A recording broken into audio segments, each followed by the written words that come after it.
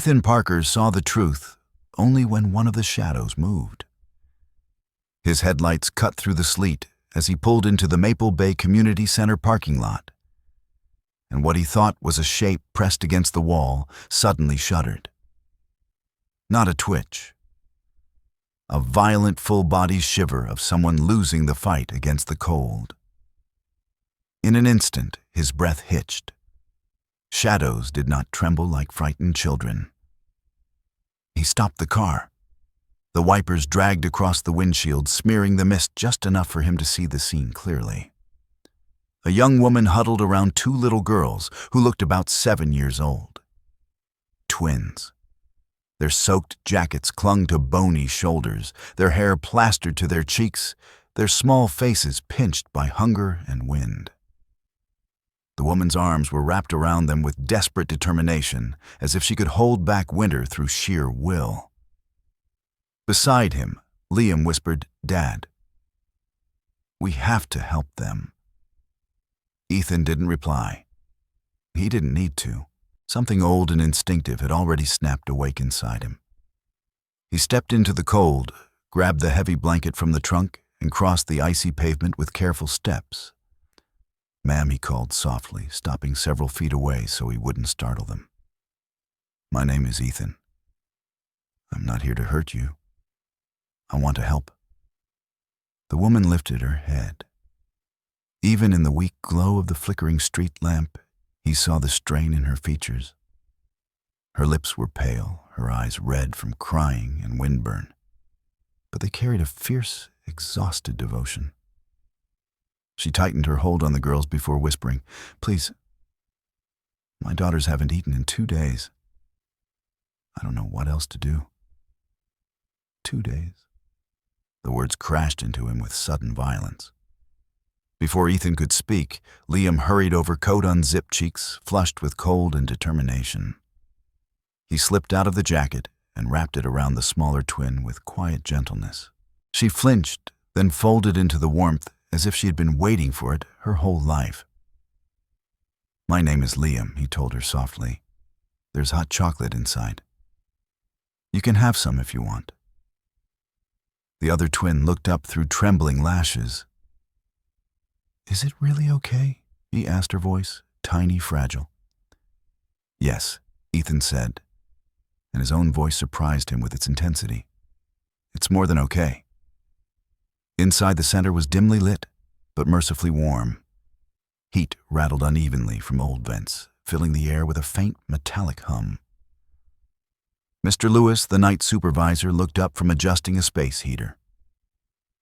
The moment he saw the mother and her daughters, something in his weathered face broke open. "Get them seated," he said, already hurrying toward the small kitchen. "I'll bring food."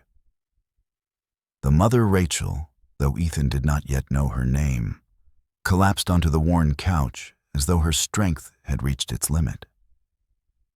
The twins clung to her sides, still shaking. Ethan wrapped the blanket around all three, tucking the edges securely. The warmth began to seep through. The girls' trembling eased. "Thank you," Rachel whispered. "Thank you. Thank you." She said it like a prayer she was afraid to lose. Liam crouched in front of the twins, pulled a coin from his pocket, and smiled. "Want to see a magic trick?" he asked. The girls hesitated, then nodded shyly. When he made the quarter vanish and reappear behind Chloe's ear, Harper let out a tiny surprised laugh, a small sound, but real. Mr. Lewis returned with steaming mugs of hot chocolate-thick sandwiches and a plate of star-shaped cookies. The twins began eating slowly, testing each bite as if afraid it might disappear. But soon hunger took over, and they devoured the food with heartbreaking urgency. Rachel waited until they were full before taking a sip herself.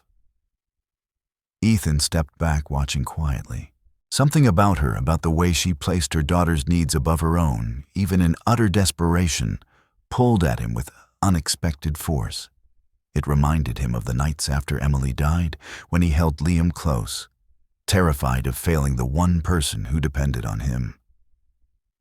The twins slowly leaned into each other, warmth making their eyelids heavy. Rachel brushed their hair back with trembling hands. Ethan exhaled softly. He didn't know what would happen next, but he felt an undeniable truth settling in his chest, like a weight with purpose.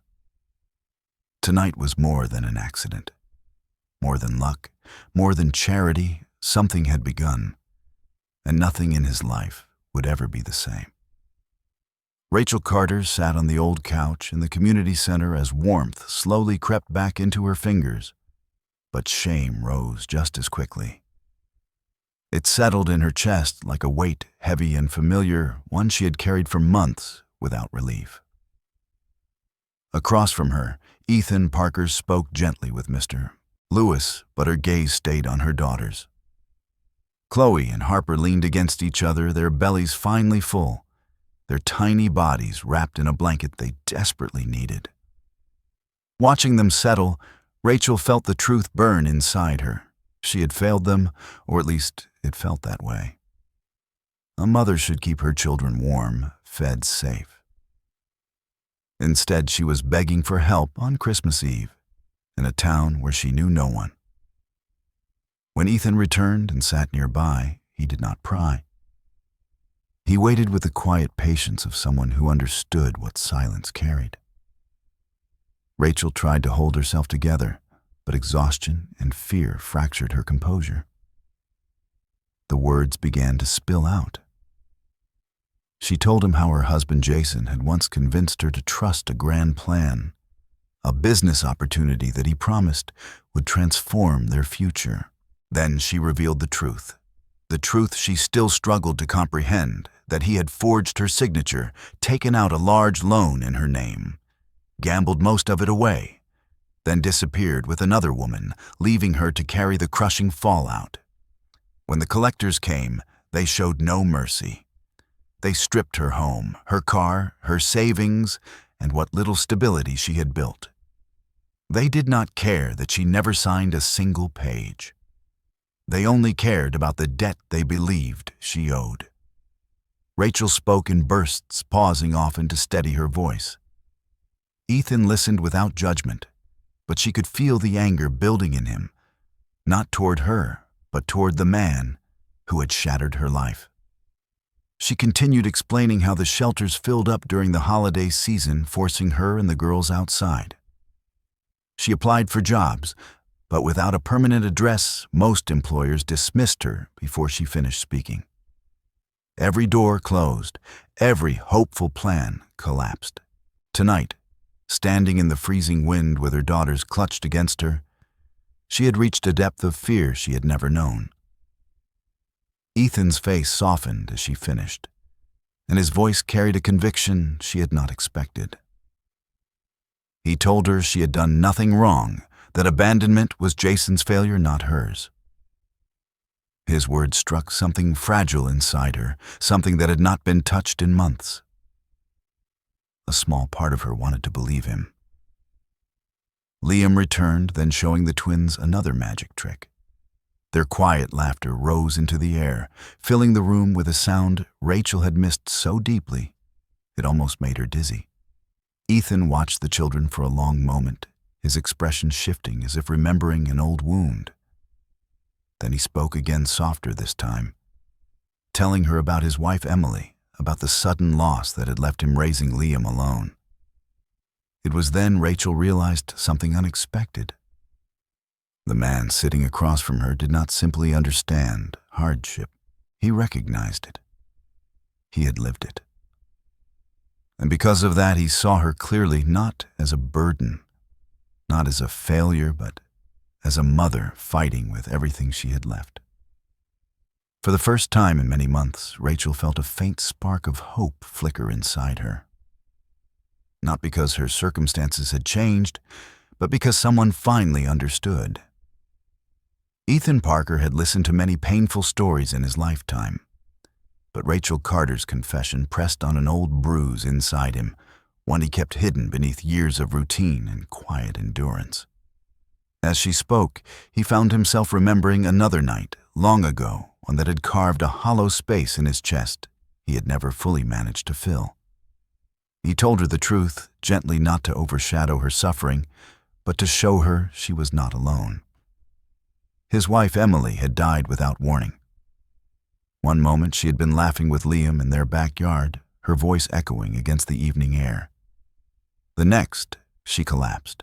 A congenital heart defect, undetected, silent, merciless. By the time Ethan reached her side, her skin had begun to chill. She never opened her eyes again. Rachel listened with wide, sorrow-filled eyes, but Ethan kept talking because for some reason, he wanted her to understand the depth of what grief had shaped in him. He told her how the months that followed felt like wandering through dense fog, doing everything automatically because Liam needed him to keep moving.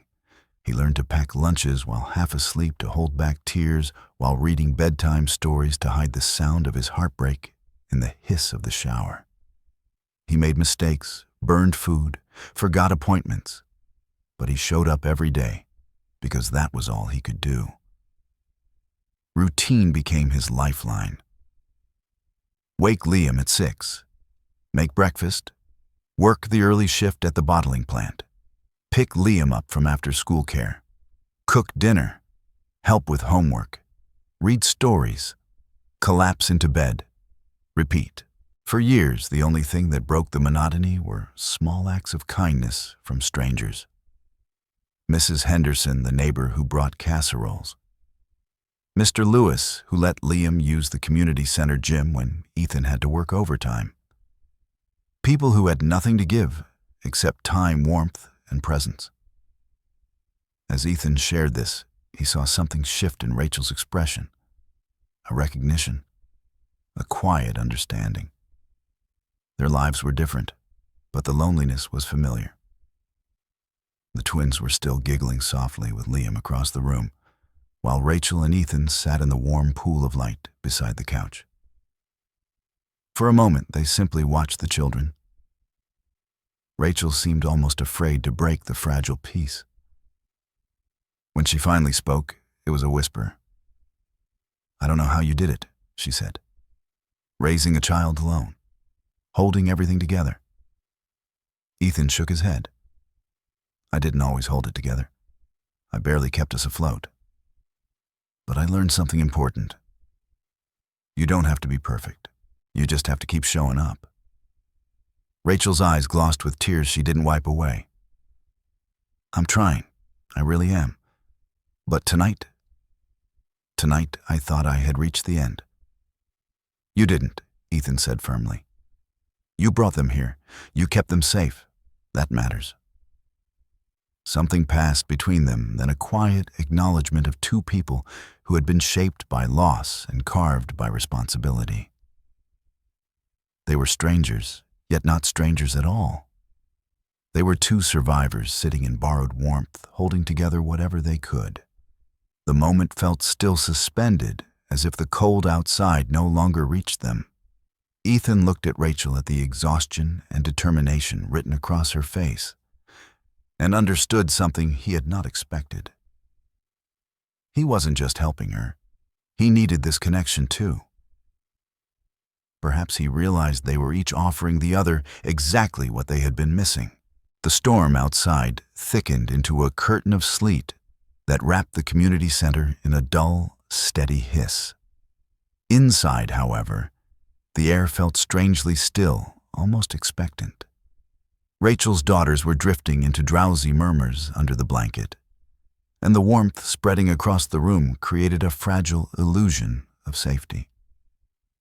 But Ethan could see the tremor still running through Rachel's hands. Fear did not dissolve simply because a heater rattled nearby. He took a slow breath. The next words felt risky, even inside his own mind, but they rose anyway, steady and certain. "Rachel," he said, voice low, "so the girls wouldn't hear you, and the twins cannot go back out there tonight." She blinked, startled. "The shelter might open a spot. We can wait outside until numb." His response came faster than he intended, edged with an urgency that made her eyes widen. He softened his tone. It's freezing, Rachel. It's Christmas Eve. You've spent half the night in the cold already. I can't let you take them back out. She looked toward Chloe and Harper, their small faces finely relaxed from hunger and fear, and her breath caught. I don't want to bring them out there, she whispered. But I can't impose on you. You barely know us. Ethan leaned back slightly, studying her, with a steadiness she seemed unsure how to absorb. I know enough. I know you're a mother doing everything you can. I know you haven't given up. And I know you need help. That's enough for me. He hesitated only a moment. Come to my house. Just for tonight. I have a spare room. The color drained from her face. Shock first, then resistance, then something far more complicated, a mixture of longing and fear. Ethan, I can't. It isn't right. We're strangers. I shouldn't accept something so big. You're not accepting anything big, he said. You're accepting safety. She closed her eyes, fighting tears that had nowhere else to go. What if I'm a burden you won't be? His voice carried a quiet certainty that made her look at him again. I've been where you are. Not exactly, but close enough to know the feeling of drowning. I also know what it meant when someone threw me a rope. Silence stretched between them, filled with the distant hum of an old heater and the soft breathing of 3 children who deserved more than the shadows they had come from. Then Liam appeared in the doorway, rubbing his hands together to warm them. Dad, he said, the twins can have my room. I can sleep on the couch. I like it, actually. It's like camping. He grinned, proud of his idea. That was what broke her. Her shoulders sagged, and her breath shuddered out of her as if a wall she had been holding up finally cracked. She looked at Liam, this boy offering warmth without hesitation, and then at Ethan, who looked back with a kind of steadiness she had not seen in years. All right, she whispered. If you're sure, then yes. We'll go with you. Just for tonight. Ethan exhaled slowly, relief settling into him with surprising force. But beneath that relief was something deeper, something he didn't dare name. Not yet. He stood and offered his hand. Rachel hesitated, then placed her trembling fingers in his. The contact was brief, barely a touch, but it carried gratitude, exhaustion, and an unspoken plea for a chance she never thought she'd be offered. As they walked out into the cold toward Ethan's car, the night no longer felt as dark as before. Something had shifted. Tonight, 3 strangers were leaving the storm behind, and something like the beginning of a new story followed them into the falling sleet. The drive to Ethan's house wound through quiet residential streets, each porch lined with soft yellow lights and evergreen wreaths soaked by the rain. Christmas decorations glowed behind windows, but inside the car, the atmosphere was fragile, suspended between exhaustion and disbelief. Rachel sat in the back between Chloe and Harper, who leaned sleepily against her shoulders. Their small backpacks lay at their feet, the entirety of their belongings contained within those faded fabric pouches. Liam rode in the front, occasionally twisting to smile reassuringly at the girls, as if trying to prove the world could still be safe. Ethan's hands tightened on the steering wheel more than once. He kept glancing at Rachel in the rearview mirror, seeing the way she stroked her daughter's hair with a tenderness sharpened by fear. Part of him questioned whether inviting them home was reckless. Another part of him, the part that remembered nights of grief when he thought he had failed his own son, knew it was the only choice he could have made. When they pulled up to the small rental house at the edge of Maple Bay, Rachel's breath caught. The porch light flickered, the paint on the railing chipped, but warmth spilled from the living room window like a quiet promise. "It's perfect," she murmured, though she seemed afraid to believe it. Inside the house smelled faintly of cinnamon from the candle Ethan had lit earlier. The Christmas tree decorated with Liam's handmade ornaments, lopsided stars, messy paper chains, stood proudly in the corner. The scene felt lived in, not polished, and Rachel found herself blinking rapidly to keep tears from rising. Ethan led them down the narrow hallway to the small guest room. "It's not much," he said, rubbing the back of his neck, suddenly self-conscious. "It used to be for storage. I'll clear things out tomorrow. For tonight, you can have Liam's room," he insisted. Liam nodded eagerly. "You can take my bed. I'm sleeping on the couch. I already set up the blankets. It's like an adventure." Chloe stepped forward, clutching her stuffed owl. "Are you sure?" she asked, her voice soft. "Positive," Liam said, handing her a small nightlight shaped like a rocket. "This helps with nightmares." The girls accepted it with something close to awe. For children who had been taught by life to stop expecting kindness, such gestures felt enormous. Later, when the twins were tucked under warm blankets and drifting into sleep with the rocket night light glowing beside them, Rachel found Ethan in the kitchen boiling water for tea. He moved with practiced motions, neat and careful, as if the simple ritual steadied him. "You don't have to do all of this," she said quietly. "We won't stay long. As soon as I find work, I'll—" He shook his head. "Stop. One night at a time. You don't need to plan the rest of your life before sunrise." Rachel's lips trembled. "It's hard not to. Everything I planned fell apart so fast. I keep waiting for something else to go wrong. I know the feeling." Ethan slid a mug toward her. "But sometimes things go right too. Not often, but sometimes." She wrapped her hands around the warm ceramic, letting the heat soak into her frozen fingers. "You raised Liam alone. That couldn't have been easy." "It wasn't," Ethan admitted. "But we survived because people showed up for us. I'm just returning the favor." Silence settled between them, gentle this time. Rachel studied his face, the lines etched by responsibility, the eyes that carried old grief but still held kindness. He looked strong in a quiet, unassuming way, the kind of strength people overlooked until they needed it. "You're a good man, Ethan," she whispered. He startled slightly, as if he hadn't heard those words in a long time. In the living room, Liam adjusted his blankets on the couch and gave Rachel a sleepy smile before drifting off. Chloe and Harper slept peacefully for the first time in days. Rachel exhaled shakily. Something inside her, something battered and exhausted, finally loosened. She was still frightened, still uncertain, but for the first time in months, she felt safe enough to breathe.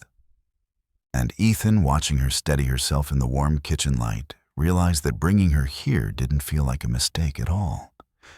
It felt like the beginning of something neither of them could yet name, but both desperately needed.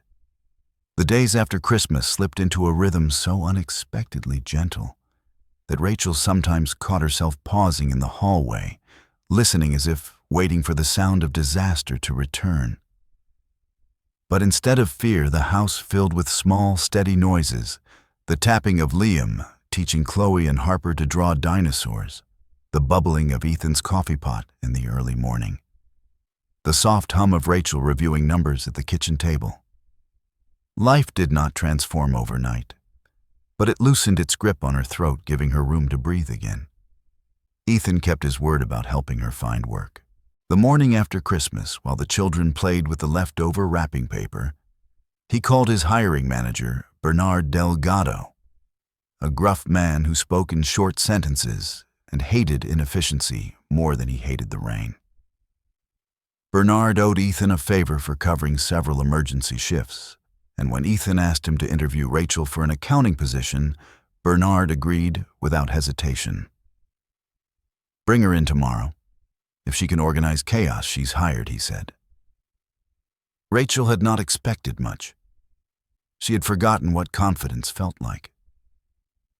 But when she walked into the bottling plant's office, something familiar stirred in her, something she thought she had lost the moment her life fell apart. The ledgers were a mess. The filing system was barely functional. Receipts were stuffed into drawers with no order. Her fingers itched with instinct. Bernard watched her skim through the papers with surprising speed. "You understand all this?" he asked. "Yes," Rachel replied softly. "And I could make it better." By the end of the interview, she was hired. 2 weeks later, Bernard approached Ethan at lunch, shaking his head in disbelief. "Where did you find her? She caught bank errors, reorganized the filing system, and found missing invoice payments. She's the best hire we've had in years." Ethan felt a strange swell of pride, not ownership, but admiration. Rachel had stepped into chaos and restored order with quiet brilliance. Meanwhile, at home, the girls blossomed under the stability they had been starved of. Harper began singing again, making up soft little songs while coloring at the kitchen table. Chloe started leaving drawings around the house, sketches of trees' houses, and sometimes a family of 5 standing together beneath a crooked sun. Liam loved being their unofficial big brother, guiding them through games, reading stories, and teaching them how to build blanket forts. The house, once quiet, except for the hum of old appliances, now swelled with laughter and footsteps, and the warm chaos of children feeling safe. Rachel insisted on contributing to household expenses as soon as her first paycheck arrived. Ethan tried to refuse, but she was determined. "You've already given us everything," she said, her voice steady. "Please, let me give something back." Eventually, they reached an agreement she would cover groceries, and he would handle rent and utilities. It was a small arrangement, but it restored something inside her, the sense of standing on her own 2 feet again. As weeks passed, Ethan noticed small changes in the way she moved around the house. She no longer flinched when opening the door, expecting something bad to be waiting outside. She smiled more often, real smiles that reached her eyes. And sometimes, when she laughed at one of Liam's terrible jokes, Ethan found himself watching her a bit too long, drawn by a warmth he hadn't felt since Emily. One evening, as they cleaned up after dinner, their hands brushed while passing a plate. It was brief, accidental, but the moment jolted them both. Rachel froze, her breath catching, and Ethan looked down at the sink, flustered despite himself. Nothing more was said, but something shifted in the room. Something neither of them knew how to untangle yet. It wasn't romance. Not fully.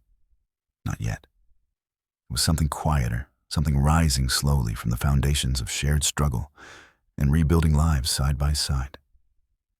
A possibility, a beginning, a fragile, steady hope.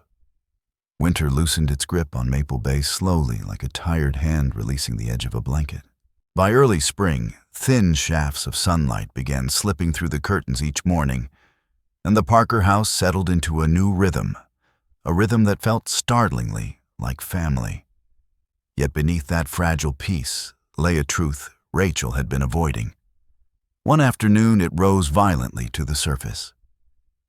She had been sorting through the last of her old paperwork, determined to restore order to the fragments of her past, when a sharp intake of breath escaped her.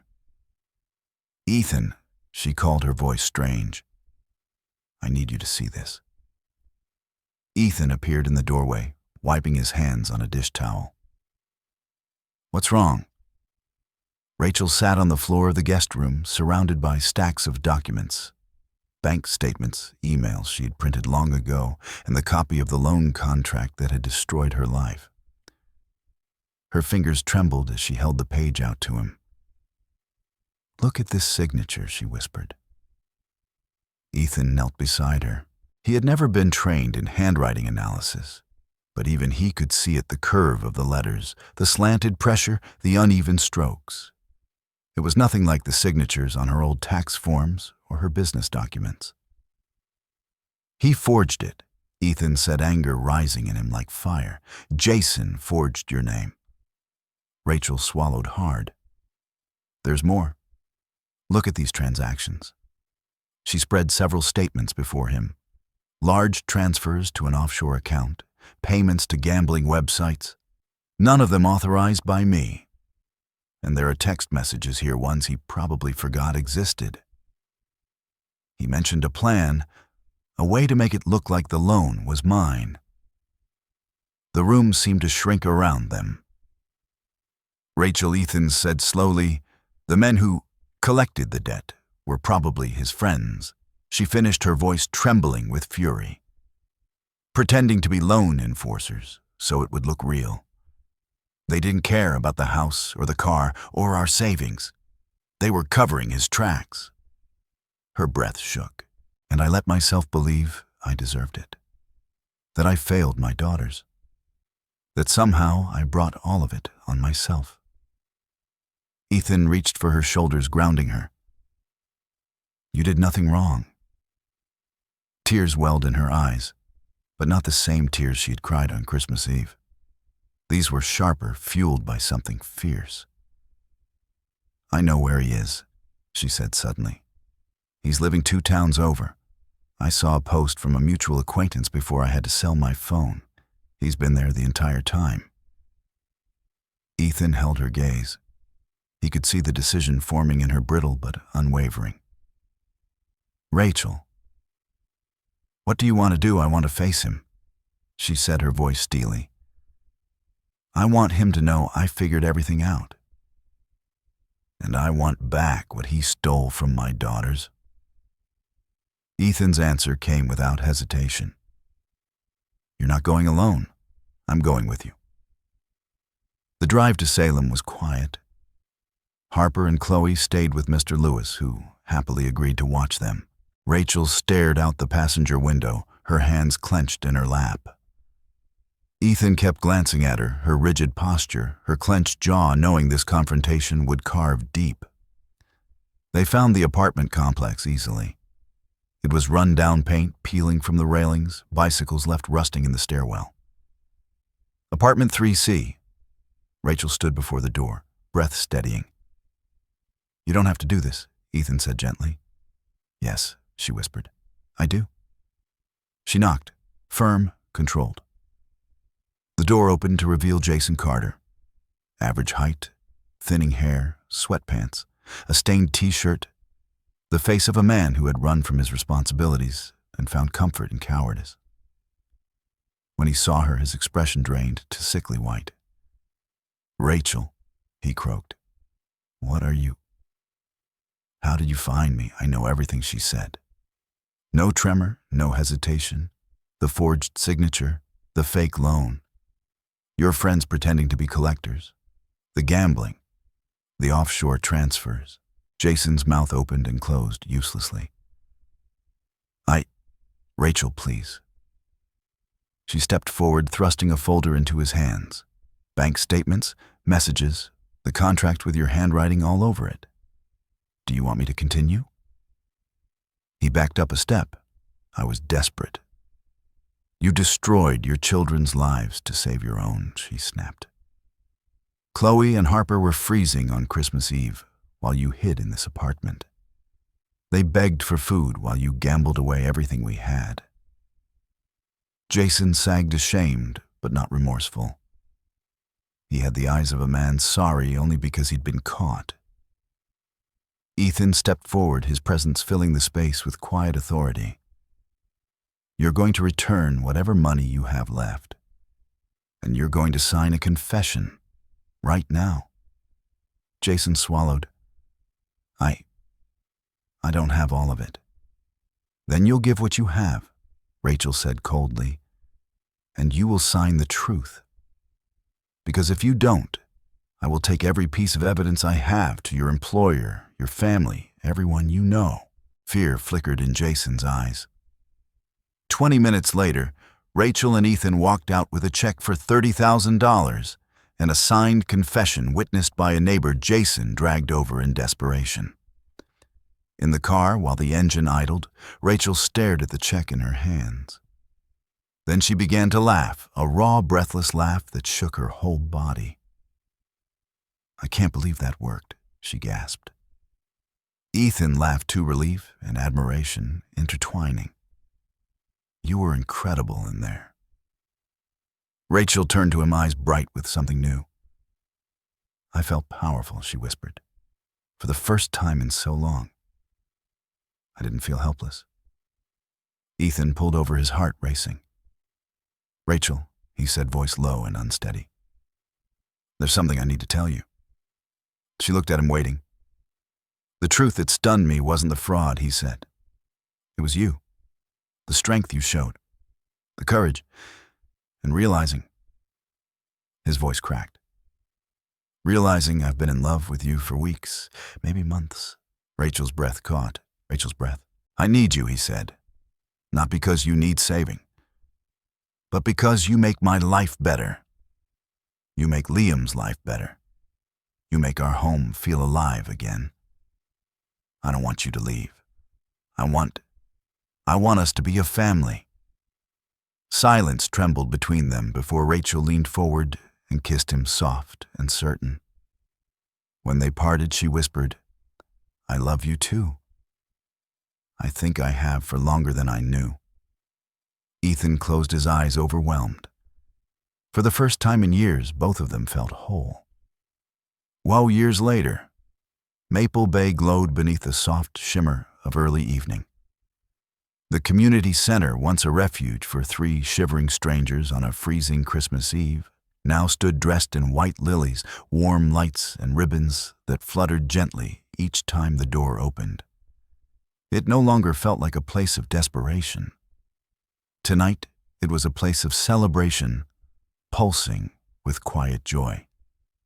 Ethan Parker stood near the front of the room, adjusting the collar of the dark suit Liam had helped him choose.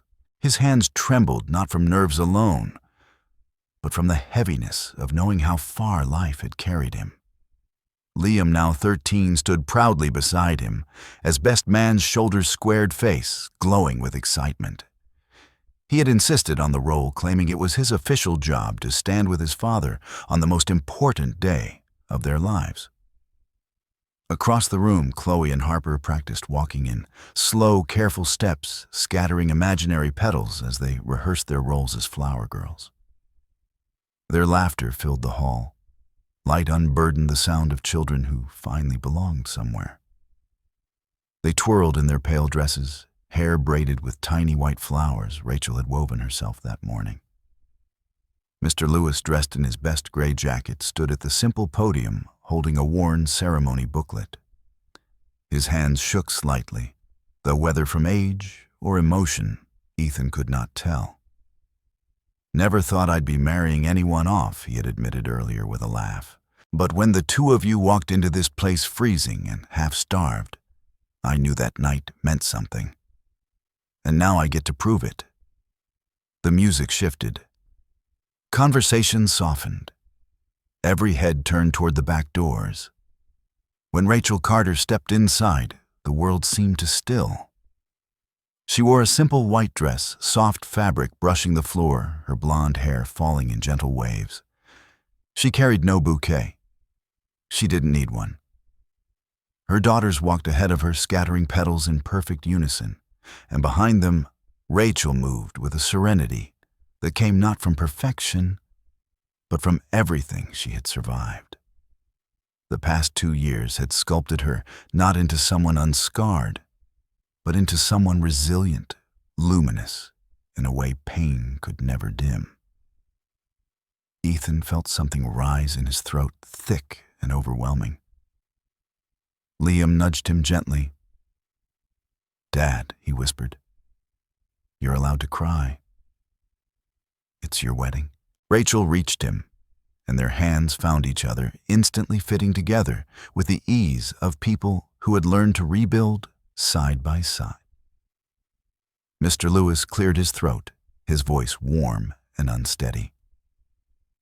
We are here today to celebrate the joining of 2 families who found each other at a moment when they needed hope the most.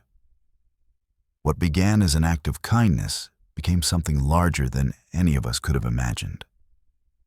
Rachel drew a trembling breath as Mr. Lewis continued the ceremony, speaking of strength and second chances of love, that grows not from perfection, but from persistence. Ethan barely heard the words. He saw only her soft smile, the tears gathering at the corners of her eyes, the quiet pride in her daughters' faces as they looked up at their mother. When the vows came, Ethan spoke first. "Rachel," he said, voice thick but steady, 2 years ago, "I saw a mother holding her children against a storm she couldn't fight alone. That night changed everything. You brought light back into a house that had felt empty for so long. You brought laughter, courage, and love. You gave Liam's sisters, and you gave me a reason to believe in joy again. I promise to stand with you, protect you, and love you with every ordinary and extraordinary day we have left." Rachel wiped her cheek. Then she took a breath and began. "Ethan, when I met you, I was lost. I believed I had failed my daughters, that I had nothing left to offer. But you saw me. You saw the strength I had forgotten. You welcomed us into your home when we had nowhere else to go. You taught me that family is not something fate hands you. It's something you build. And you," she whispered, voice breaking, "you helped me build a life worth living again. I promise to stand beside you, to love you, and to be grateful every day for the second chance we found together." Mr. Lewis closed his book with hands that trembled openly now. "By the power vested in me, I now pronounce you husband and wife. Ethan, you may kiss your bride." Their kiss was soft, certain, and full of everything they had fought for. Their children cheered, voices bright and unrestrained, and the small gathering of friends and co-workers erupted into applause. At the reception that followed, held in the same room where Rachel's daughters had once warmed their hands over styrofoam cups of hot chocolate, Ethan stood to give a toast. The lights reflected off the simple string decorations overhead, casting a warm glow over the faces he loved. 2 years ago, he began, "I thought I was helping a stranger. I thought I was offering warmth and food to a family in need. But the truth that stunned me wasn't about fraud or justice. It was realizing that in trying to help Rachel and her daughters, I was really saving myself. They brought life back into my home. They gave Liam siblings. They gave me hope when I didn't know I still needed it." He raised his glass. "To Rachel. To second chances. To family, the one you choose, the one you build, and the one that saves you." Rachel reached for his hand, squeezing it tightly, as Chloe and Harper wrapped their arms around them, and Liam leaned proudly against his father's shoulder. Outside, snow began to fall, soft, silent, familiar. A reminder. Everything had begun on a night just like this.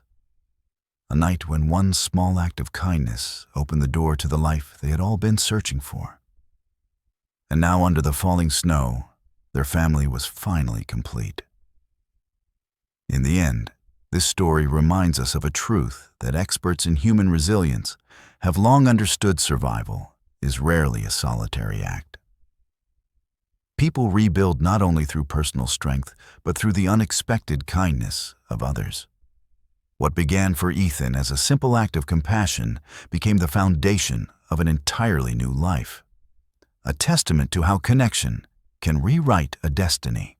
When someone steps into our darkest moment with empathy, the psychological impact can be profound, even transformative. Healing is not a straight line. It is a fragile process shaped by being seen, supported, and valued. If this journey touched you, consider staying with our community. For more stories that illuminate the quiet power of humanity. A simple like or subscribe helps us continue sharing narratives that restore faith in the goodness people often overlook. And if you have ever experienced a moment when kindness changed your life, even in a small way, your voice matters here. Share your reaction in the comments with just one short phrase. Type, "Choose kindness,"